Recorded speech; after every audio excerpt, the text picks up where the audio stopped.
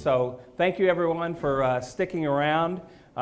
We have the schedule for this afternoon is we're going to have each of the someone from each of the three working groups come up and give a kind of 5-minute highlights of what was discussed, some of the key issues, and then we're going to open it up for Q&A for 10 minutes, and that'll get us to about 2:55. We're expecting Commissioner Quarles to arrive about 3 p.m. So with that, we'll kind of get started. Norma, you want to come up and start? Okay, thanks. All right, so we were addressing the relationship with retailers and restaurants and how to make surplus goods pay.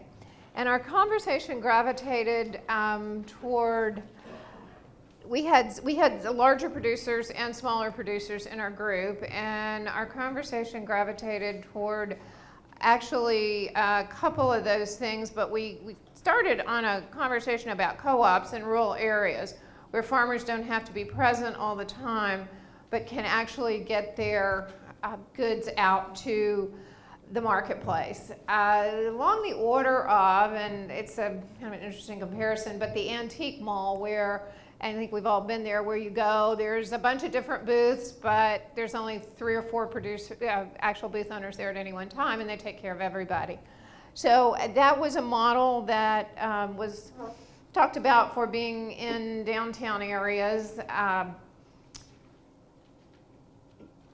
Good thought. There's some issues that we discussed, which would be things like, how do you deal with the regulations and the labor and the money to run it, those types of things. So we talked about that.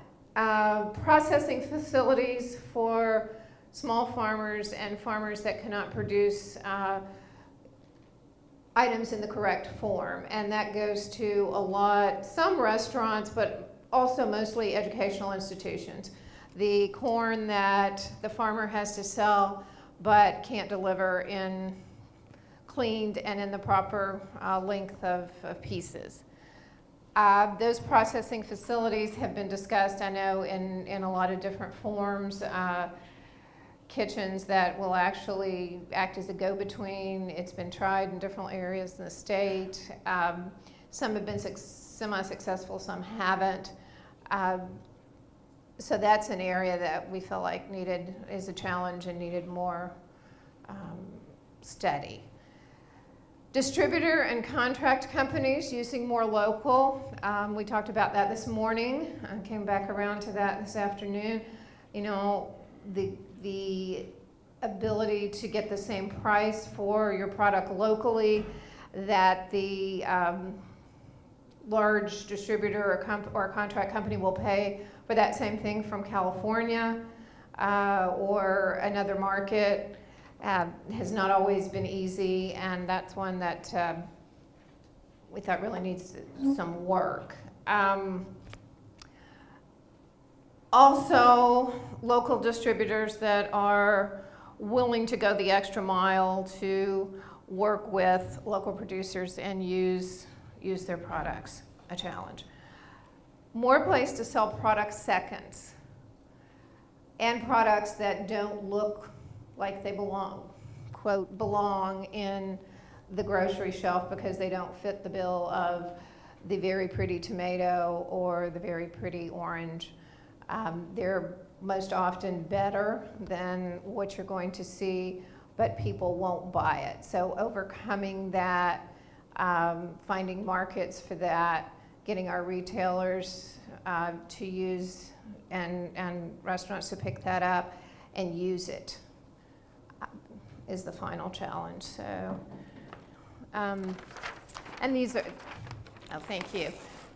These are just some drill downs on those 4 topics. We determined that there are some markets that are operating as in the co-op style. We looked at the labor and how that might be used as volunteers, that they may be placed downtown, and that regulations to address them could be done at the local level. Processing facilities, talked about helping small farmers, getting certified kitchen grants. The Kentucky State University folks were in our meeting, and they have actually a mobile processing unit that they use and have taken around. It's funded by a USDA grant. They have one right now, and they said they could probably use another one. One for fruits and vegetables, I should say, and one for poultry and some fish. Then the distributor companies, how can we get them to value local and put in the extra effort, more of a place to sell seconds of the product? So, and why do large distributors not use local food? Ease of use, financial. There was a lot of discussion, and I've heard this more often than not, about the ease of use. It's much easier to get a big thing of lettuce all washed and processed than it is to get it for a local farmer where they haven't had the ability to clean it, process it, wash it. Why can't some of our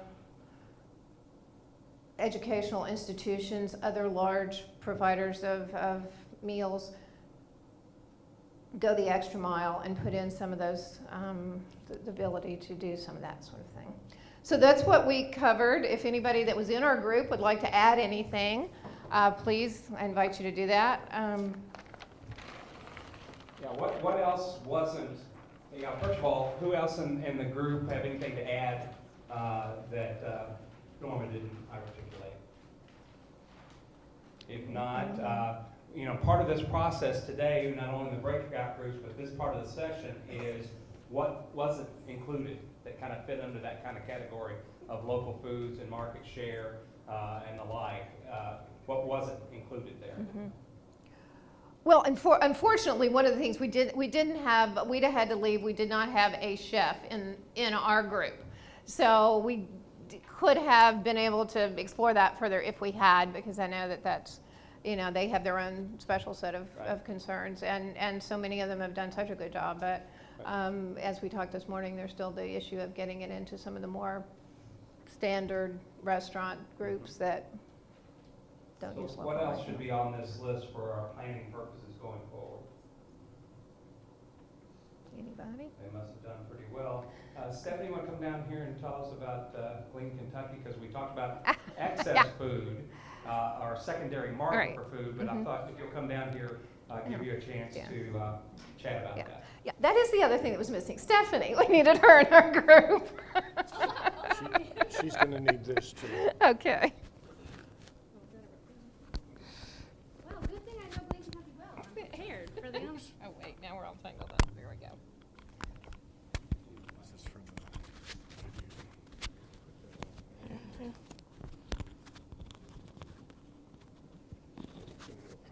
Sure. Thank you. Thank you. Thanks. So my name is Stephanie. I'm the executive director of Glen, Kentucky. And I appreciated the lady sitting next to me said, "Oh, you're Glen, Kentucky." I am here. Here I am. Grateful to be here. I definitely should have been in this group, although I enjoyed the group that I was in. So Glen, Kentucky is a nonprofit. We are based in Fayette County, but we have an 8-county service area. So basically Fayette County and the counties that touch it. And what we do is we focus on redistributing excess fresh produce.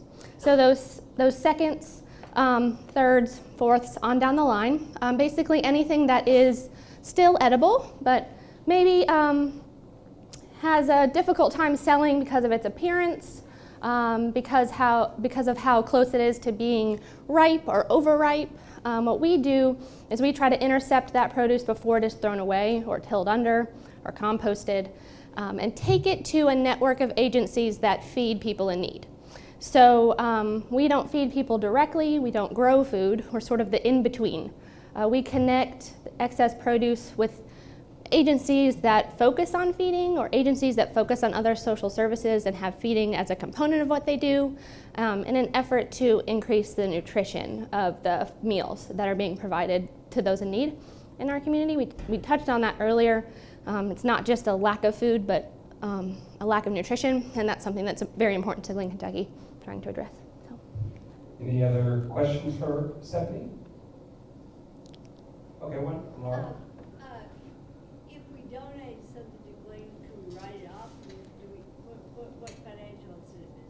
great question.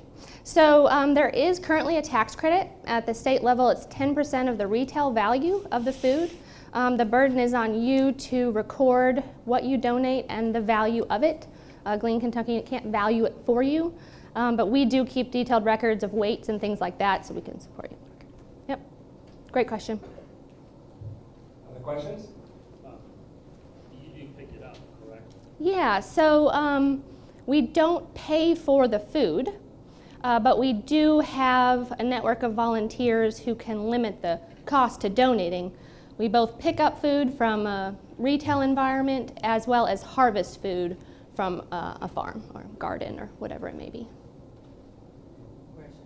What liability does the farmer have once they give you the food? Great question. That comes up a lot. There is no liability on the farmer, the donor of food, so long as you are donating in good faith. So unless you know it is tainted food, you're good. And there's actually state legislation now. That's a federal law that's been in place since the 90s called the Emerson Act, but there's now state legislation to reinforce that. So that's really great.